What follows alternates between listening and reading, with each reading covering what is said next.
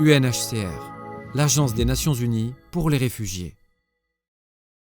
Je m'appelle Casimir Koudimbaï, administrateur national en charge de la protection communautaire pour l'UNHCR à l'est du Tchad, basé à la sous-délégation d'Abéché.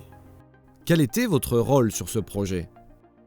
Alors, le projet C4C, c'est un projet qui consiste à établir des canaux de communication bidirectionnels entre les personnes que nous servons, c'est-à-dire les bénéficiaires, et le HCR et ses partenaires.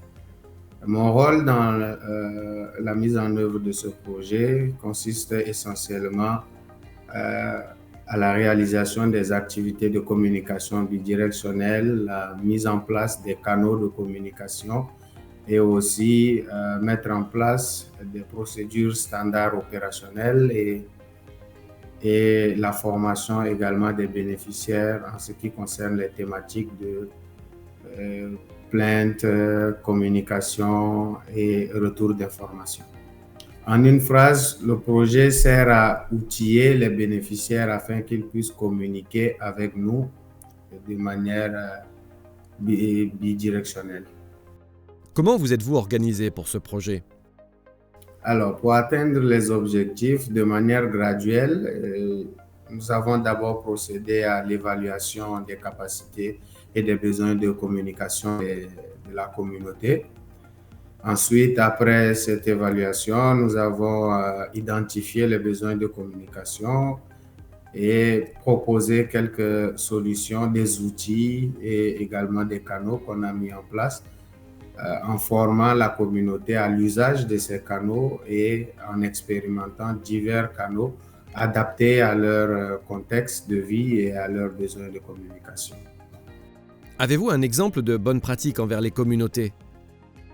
La bonne pratique en matière de communication avec la communauté, c'est l'adaptation de chaque communication en fonction du profil de la communauté, c'est-à-dire en considérant l'âge, le genre et les diversités qui existent au sein de la communauté, mais également choisissant de concert avec la communauté les canaux qui correspondent à leurs besoins. Et la bonne pratique que nous avons eue, c'est la valorisation des relais communautaires issus de la communauté en les impliquant comme acteurs principaux de cette communication avec la communauté et en impliquant également les moyens innovants comme l'Internet à travers les WhatsApp Trees ou à travers les radios communautaires qui émettent dans les zones que nous couvrons. Quels ont été les résultats de ce projet? Alors, le résultat de ce projet, c'est à deux volets.